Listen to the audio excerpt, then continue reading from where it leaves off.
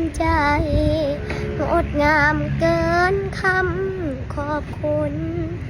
อ้อมกอดอุ่นๆที่ส่งผ่านมาทางออนไลน์ไม่มีสิ่งใดตอบแทนมีเพียงเสียงเพลงแทนใจออกจากบ้านสีวิไลแทนหักจากใจคืนหาอ้อมกอดออนไลน์ นะ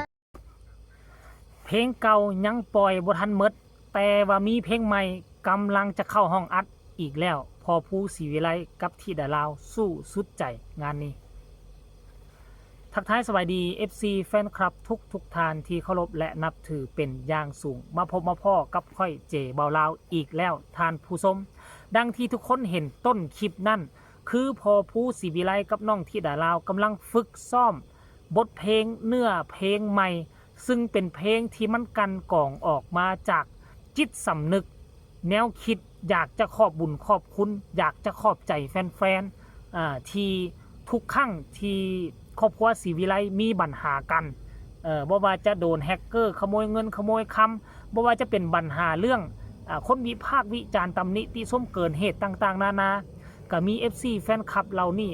คองคอยเข้ามาให้กำลังอกกำลังใจและโอนเป็นมาลัยน้ำใจมาให้กับครอบครัวศรีวิไลเพราะฉะนั้นแล้วพอผู้ก็เลยว่าบ่มีอีหยังตอบแทน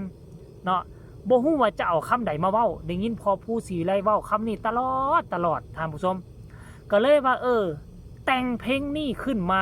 ชื่อว่าเพลงหยังเนาะผู้ใดฮู้คอมเมนต์มาหาเจบ่ลาวเลยว่าเจบ่ลาวก็ลืมละชื่อว่าเพลงหยังเนาะอ้อมกอดออนไลน์คิดได้แล้วอ้อมกอดออนไลน์กาบ่คิดบ่ฝันว่าเพลงนี้มันจะออกมาไวขนาดนี้เพราะว่าต้นเดือนเนาะต้นเดือนนี้พอผู้ศรีวิไลก็หากระปล่อยเพลงไป6เพลงเพลงเก่าของเมฮันนี่6เพลงแล้วเข้าห้องอัดมือวานมือก่อนนี่อีก2เพลงอีกตืมอีก2เพลงนี่กำลังเขาว่ากำลังเนี่ยก็กำลังใส่เสียงกำลังตัดต่อกำลังมิกเสียงให้มันเข้ากันและก็อีกบ่กี่เท่าไรวันก็น่าจะเอาออกมาปล่อยแล้ว2เพลงหากอัดเสียงไปมีเพลงใหม่เข้ามาอีกแล้วงานนี้น้องธิดาลาวต้องหับซึกนักต้องในฝึกฝนรอหลอมท่องเนื้อเพลงจักสิจำได้บ่จำได้เพราะเพลงมันมาไวเกินไปปกตินะศิลปินเขานะปล่อยเพลงหนึ่งนี่ก็ปีละเพลงบางคนนะคันว่าบ่ดังนะปีละเพลงคันพอมีกระแสแน่ปีนึงก็เฮ็ดมาประมาณ2เพลงเพราะว่าการเฮ็ดเพลงนี่มันบ่แม่นธรรมดาเด้เนาะทั้งยังโชคดีหน่อยนึงที่พอผู้ศรีวิไลที่แต่งเพลงเป็นคันแต่งเพลงบ่เป็นนั่นไปซื้อเพลงนำเขาตืมไปเสียค่าห้องอัดเสียคนเฮ็ดดนตรีแล้วก็โปรโมทแล้วก็เฮ็ด MV ห้วย 5-6 อย่างนี่มันใช้งบประมาณไปเกือบแสนได้ทานผู้ชม FC แฟนคลับบางคนอาจจะสงสัยบอกว่าคืออยู่มืดอยู่ค่ำแท้ว่าซั่นเด้ไฟบ่มีเด้นี่บ่แม่นไฟดับเด้เอาไฟตารถจักรหมู่แล้วก็กับไฟสายที่จะดำน้ำอีกอันนึงตอนนี้อยู่แคมป์น้ำแล้วอยู่แคมป์งืมผู้ใดเป็นคนภาคอีสานแถวหนองคอกหนองคายสิฮู้น้ำงืมดีน้ำงืมเป็นน้ำสายใหญ่ที่สุดในประเทศลาวตัดแม่น้ำของออกเด้อเป็นน้ำสายเดียวที่บ่ร่วมกับบ่ร่วมสายแดนกับชาติอื่นเป็นแม่น้ำที่ว่าเป็นสายใหญ่เป็นเบอร์ต้นๆเลยแหละห้องจากน้ำของท่านผู้ชมใหญ่เป็นบอนทำมาหากินใกล้บ้านห่างจากบ้านมากอ่ะสิประมาณ14 กิโลแหละมื้อนี้มาม่องใหม่ปีกายให้เฮามาดำตลอดอยู่ม่องนี่แต่ว่าปีนี้มาครั้งแรกในปีนี้นะมันสิหมานหรือบ่หมานท่านผู้ชมเอาข้าวเอาน้ำมากินน้ำพุ่นเด้เฮาเอาเกลือเพียงนัวมาจักมันสิหมานบ่หมานเนาะอันนี้ก็คือเรื่องราวบางคนก็สิว่าโอ้มืดปานนี้แท้คือมาเฮ็ดเนาะมันอดใจบ่ได้อดใจบ่ไหวได้ทุกคนเลยมาแล้วมาเห็นคลิปเห็นข่าวนี่คันสิกลับไปเฮือนไปซ่านมันสิเดึกสิดื่นก็เลยจำเป็นต้องนั่งเฮ็ดกันอยู่นี่เลยแล้วบ่แม่นเฮ็ดกันขออภัยนั่งเฮ็ดคลิปอยู่แคมป์งืมเลยทุกคนแล้ว FC แฟนคลับหลังจากฮู้แบบนี้แล้วพวกเจ้ามีความรู้สึกแนวใดมีความคิดความเห็นคือแนวใดตั้งแต่ค่อยเกิดมาค่อยติดตามศิลปินก็หลายคนติดตามวงหมอลำติดตามค่ายเพลงก็หลายค่ายบ่มีค่ายใดแม้กระทั่งค่ายใหญ่ๆระดับเบอร์ต้นๆของเมืองไทยกาบ่ได้เฮ็ดอัลบั้มเฮ็ดเพลงให้ศิลปินดุดันขนาดนี้เฮ้ยประมาณ3 เดือนนี่พอผู้ศรีวิไลเฮ็ดเพลงให้น้องธิดาลาวจักเพลงแล้วเพลงแรกหอบฝันข้ามโขงเพลงที่2 เพลงหยังพวกเจ้าว่าจากใจคนลาวเพลงที่3เพลงที่4เพลงที่5เพลงที่6เพลงที่7เพลงที่8ก็เป็นเพลงของแม่ฮันนี่หั่นตัวแล้วมากับเพลงที่9เพลงที่10กับเพลงแม่ฮันนี่อีกตื่มแล้วมาล่าสุดอีกเพลงอ้อมกอดออนไลน์อีกเพลงที่11ห่วยมันก็เป็นอัลบั้มนึงละตัวที่น้องที่ดาลาวได้มาโอ้โหงานนี้มันบ่ดังมันบ่ปังใครฮู้ไปต่อนี่ไปเนาะน้องที่ดาลาวก็จะได้ห้องเพลงของตนเองแม่ผสมประสานกับเพลงที่มีกระแสเป็นต้นแมนคือวันที่12เดือนหน้านี่เนาะคือว่าได้ยินข่าวมาก่อนที่ฮอดวันที่12เดือนหน้ามีงานอีกบ่มีงานอีกแล้วบ่ฮู้ว่าวงใดนะท่านผู้ชม FC แฟนคลับอันงานของวงน่ะวงใดเนาะที่วงแม่ติ๋มอยู่หั่นนะแม่ติ๋มนี่ก็เป็นนักปั้นผู้หนึงได้เป็นครูบาอาจารย์ผู้หนึงได้งานฮับเซิร์นครั้งนี้ไปขึ้นนี่คันได้ไปพบไปพ่อแม่ติ๋มอย่าลืมไปก่อนลำขอฝึกฝนรอหลอมน้ำเล่าเด้อเพราะว่าคนที่อยู่สาวน้อยเพชรบันแพง2คนนี่ก็มีชื่อเสียงโด่งดัง